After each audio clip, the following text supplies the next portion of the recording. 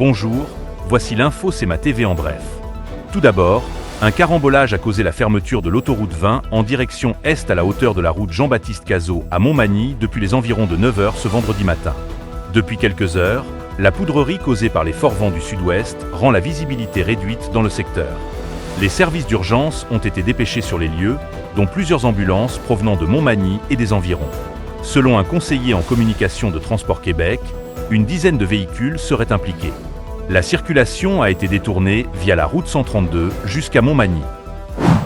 Le gouvernement du Canada vient de franchir une nouvelle étape dans ses efforts de protection de la biodiversité. 5 sites historiques, dont Gros-Île au Québec, viennent d'être reconnus comme des aires de conservation dans le cadre des autres mesures de conservation efficaces par zone. Cette initiative s'inscrit dans l'engagement du Canada de préserver 30% de ses terres et de ses eaux d'ici 2030.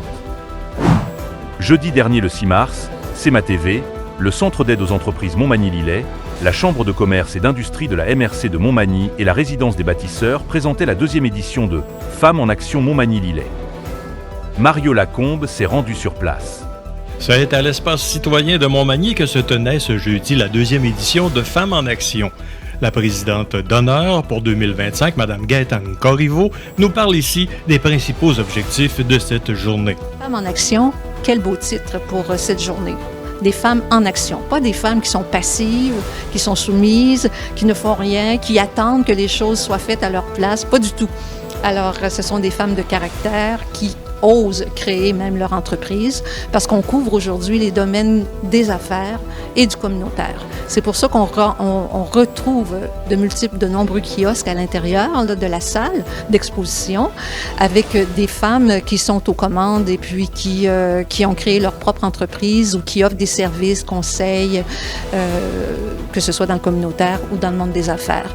Alors, elles sont en action et c'est pas un destin d'être inactive, au contraire. Elles sont en action, elles sont proactives et leur contribution à la société est extrêmement importante parce que elles sont des modèles pour les filles, leurs filles, leurs petites filles, puis pour la société en général. Donc, on a besoin de modèles, c'est extrêmement important. Ça permet aussi d'ouvrir la fenêtre vers l'avenir et on sait que l'avenir de ces temps-ci, comme vous l'avez dit tout à l'heure, il est incertain avec ce qui se passe aux États-Unis. Madame Corriveau nous élabore ici les principaux buts d'une telle rencontre à quelques jours de la Journée internationale de la femme. C'est aussi de faire connaître justement les femmes qui ont osé. On va le voir tout à l'heure, il va y avoir 2 panels.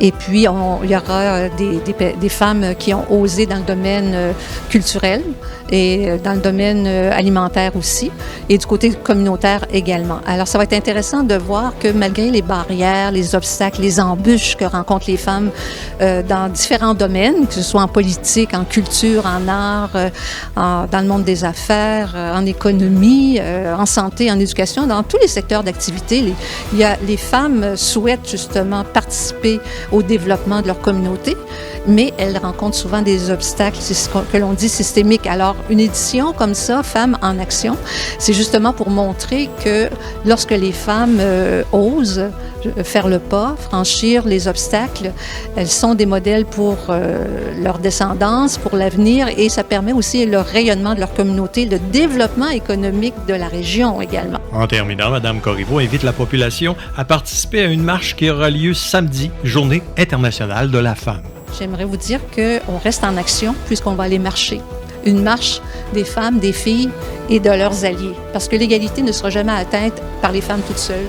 Elles doivent être atteintes avec les hommes à nos côtés. On s'en va au Parc Saint-Nicolas à 14h le 8 mars, samedi, en mémoire de Hélène Caron, qui a fondé, une bâtisseuse de Montmagny, qui a fondé la Maison d'Hélène. La 2e édition de Femmes en action qui s'est déroulée à l'espace citoyen était sous la présidence de Mme Gaëtane Corriveau, qui a connu un grand succès avec la participation de plusieurs femmes d'affaires de Montmagny et des environs, qui sera suivie d'une marche pour souligner la Journée internationale de la femme le 8 mars, qui partira du Parc Saint-Nicolas. Ici Mario Lacombe, à l'espace citoyen pour CEMA TV, Information. La Régie de l'énergie a rendu sa décision le jeudi 6 mars relative aux tarifs d'électricité et aux conditions de service pour l'année 2025-2026. Au terme d'une audience qui s'est tenue en décembre dernier, la Régie réduira de 73,1 millions de dollars les revenus demandés par Hydro-Québec et estime la hausse tarifaire moyenne à 3,3%. Cette hausse moyenne des tarifs d'électricité, telle qu'estimée par la Régie, s'explique essentiellement par la croissance de la demande et l'inflation qui se reflète notamment sur les coûts d'approvisionnement en électricité. Au sport, après avoir remporté une victoire 5-3 contre les Prédateurs de Joliette à l'Arena de Montmagny mercredi soir, l'Everest de la Côte du Sud recevra l'Indigo de Granby ce soir, à 19h45, à l'Arena de Montmagny. Pour plus d'informations, visitez le cmatv.ca ou suivez le fil X de CMA TV.